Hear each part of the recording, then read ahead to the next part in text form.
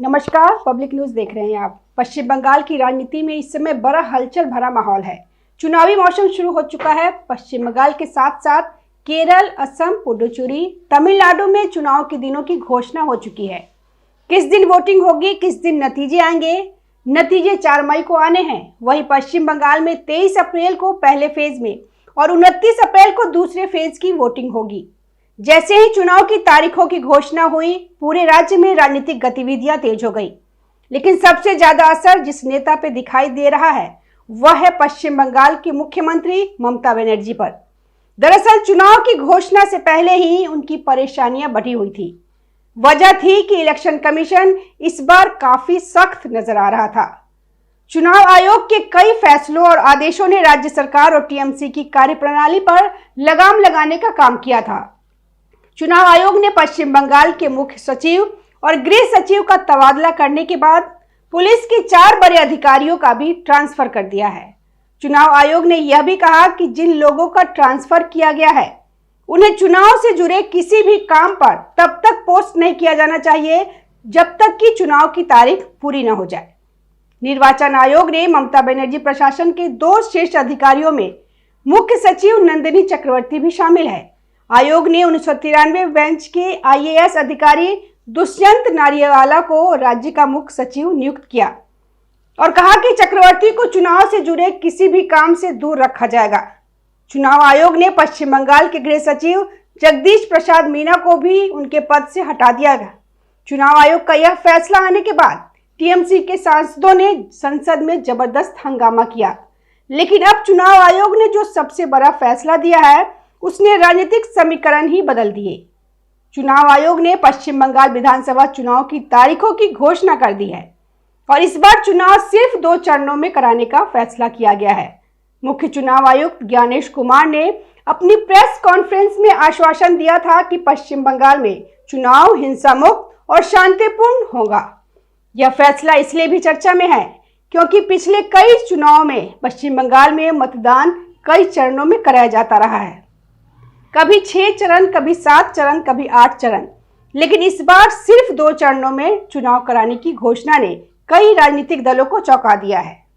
केरल, असम, पुडुचेरी और तमिलनाडु में भी इसी दौरान मतदान होना है।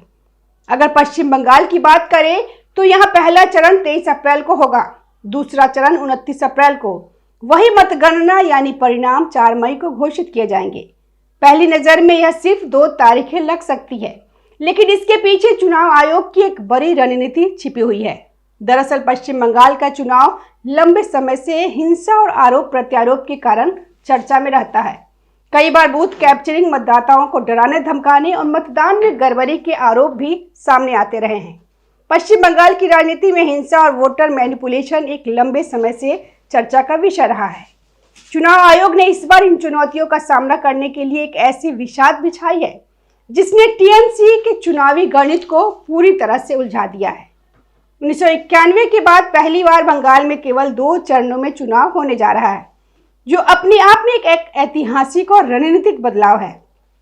इसी वजह से चुनाव आयोग इस बार पूरी तैयारी के साथ मैदान में उतरना चाहता है ताकि किसी भी तरह की गड़बड़ी को रोका जा सके।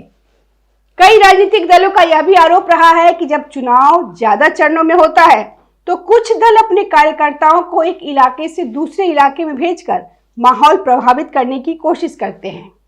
इसी मुद्दे को लेकर कई विपक्षी दलों ने चुनाव आयोग के सामने यह मांग भी रखी थी कि इस बार चुनाव कम चरणों में कराया जाए। बैठक के दौरान वामपंथी दलों कांग्रेस और भाजपा ने कहा था कि अगर चुनाव 1 या 2 चरणों में कराए जाएंगे तो बेहतर होगा। उनका तर्क था कि इससे असामाजिक तत्वों को एक क्षेत्र से दूसरे क्षेत्र में जाकर गड़बड़ी फैलाने का मौका कम मिलेगा। बताया जाता है कि इस बैठक में टीएमसी ने इस मुद्दे पर ज्यादा प्रतिक्रिया नहीं दी और चुप्पी साधे रखी। अब जब चुनाव आयोग ने 2 चरणों में चुनाव कराने का फैसला किया है तो इसका असर सीधे चुनावी रणनीतियों पर पड़ता दिखाई दे रहा है। दरअसल चुनाव आयोग ने मतदान को भौगोलिक आधार पर बांटा है। पहले चरण में उत्तरी बंगाल के कई जिलों में मतदान होगा और दूसरे चरण में दक्षिणी बंगाल के जिलों में वोट डाले जाएंगे।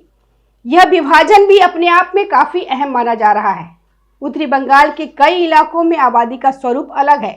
वहां कुछ जिलों को छोड़ दे तो मुस्लिम आबादी अपेक्षाकृत कम है। कई जगहों पर यह लगभग 10 से 15% के आसपास है।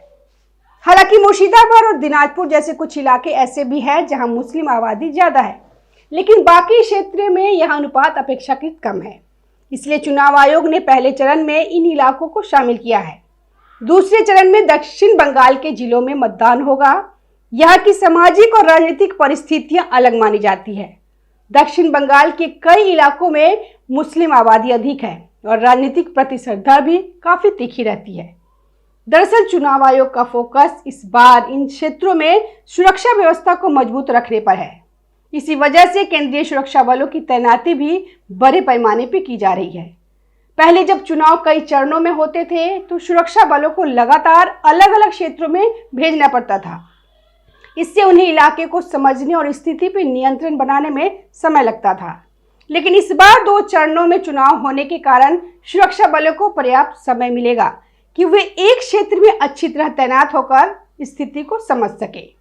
पहले चरण के बाद उन्हें दूसरे चरण के लिए स्थानांतरित किया जाएगा और उनके पास 6 दिनों का समय भी रहेगा ताकि वे दूसरे इलाके में अपनी तैयारी कर सके। चुनाव आयोग का मानना है कि इससे हिंसा और गड़बड़ी की संभावनाएं काफी कम हो जाएंगी। इसके अलावा इस बार केंद्रीय पर्यवेक्षकों यानी ऑब्जर्वर्स की भूमिका भी काफी अहम होगी। पहले कई बार यह आरोप लगता था कि स्थानीय पुलिस संवेदनशील इलाकों की सही पहचान नहीं करती या सुरक्षा बलों की तैनाती में पक्षपात होता था, लेकिन इस बार संवेदनशील बूथों की पहचान केंद्रीय पर्यवेक्षक करेंगे और उसी के आधार पर सुरक्षा बलों को तैनात किया जाएगा। यानी पुलिस की भूमिका सीमित कर दी गई और पूरा नियंत्रण चुनाव आयोग के हाथ में रहेगा। इसके साथ ही रिटर्निंग ऑफिसर के रूप में भी वरिष्ठ अधिकारियों को नियुक्त करने का फैसला किया गया। अब इन पदों पर आईएएस या पीसीएस स्तर के अधिकारी तैनात किए जाएंगे ताकि अगर कहीं गड़बड़ी होती है तो जिम्मेदारी तय की जा सके। ऐसे अधिकारियों के लिए अपने करियर की प्रतिष्ठा भी दांव पर होती है, इसलिए उनसे अपेक्षा की जाती है कि वे निष्पक्ष तरीके से चुनाव कराएंगे। इन सभी व्यवस्थाओं के बीच चुनाव की घोषणा से पहले एक और दिलचस्प घटनाक्रम सामने आया। चुनाव की घोषणा से कुछ घंटे पहले ही मुख्यमंत्री ममता बनर्जी ने कई ऐसी घोषणा कर दी। उन्होंने मंदिरों के पुजारियों और मस्जिदों के इमामों तथा मुअज्जिनों के लिए मानदेय में 500 की बढ़ोतरी की घोषणा की। यह फैसला ऐसे समय में आया जब यह लगभग तय था कि चुनाव आयोग जल्द ही आचार संहिता लागू करने वाला है। आचार संहिता लागू होते ही सरकार कोई नई योजना या वित्तीय घोषणा नहीं कर सकती। इसलिए यह माना जा रहा है कि चुनाव आयोग की घोषणा से पहले ही इन योजनाओं को घोषित कर दिया गया ताकि राजनीतिक लाभ मिल सके। इसके अलावा राज्य के सरकारी कर्मचारियों को भी बड़ी राहत देने का ऐलान किया गया। करीब 20 लाख सरकारी कर्मचारियों के बकाया महंगाई भत्ते यानी डीए को लेकर लंबे समय से विवाद चल रहा था। कर्मचारी संगठन कई बार विरोध प्रदर्शन कर चुके थे और सुप्रीम कोर्ट में भी यह मामला उठ चुका था। अब चुनाव से पहले मुख्यमंत्री ने घोषणा की कि बकाया डीए की किस्तें दी जाएंगी और जल्द ही इसका भुगतान शुरू होगा। हालांकि अब सवाल यह उठ रहा है कि आचार संहिता लागू होने के बाद इन घोषणाओं को लागू करना कितना आसान होगा। अगर चुनाव आयोग ने इस पर रोक लगा दी तो यह मुद्दा एक नया विवाद खड़ा कर सकता है। इसके अलावा बेरोजगार युवाओं को 1500 की सहायता देने की योजना भी चर्चा में है, लेकिन अब जब आचार संहिता लागू हो चुकी है तो इस योजना को लागू करना भी मुश्किल माना जा रहा है। यही वजह है कि चुनाव आयोग के फैसलों ने राज्य सरकार की कई योजनाओं पर रोक लगा दी है। अब पश्चिम बंगाल का चुनाव पहले की तरह आसान नहीं माना जा रहा। इस बार चुनाव आयोग की सख्ती, केंद्रीय सुरक्षा बलों की भारी तैनाती और कम चरणों में मतदान की रणनीति ने पूरे चुनावी समीकरण को बदल दिया है। इसी कारण टीएमसी के भीतर भी बेचैनी देखी जा रही है और विपक्षी दल इसे अपने लिए अवसर के रूप में देख रहे हैं। ममता बनर्जी के लिए यह चुनाव पहले जैसा बिल्कुल नहीं है। एक तरफ भाजपा की बढ़ती सक्रियता और दूसरी तरफ चुनाव आयोग के लोहे जैसी नकेल। पुलिस और प्रशासन जो अब तक टीएमसी के कैडर की तरह काम करते थे, अब चुनाव आयोग के अधीन है।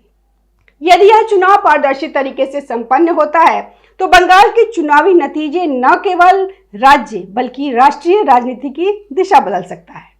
ममता बनर्जी की बौखलाहट और आनंद फानन में की गई घोषणाएं इस बात का प्रमाण है कि उन्हें जमीन खिसकती नजर आ रही है।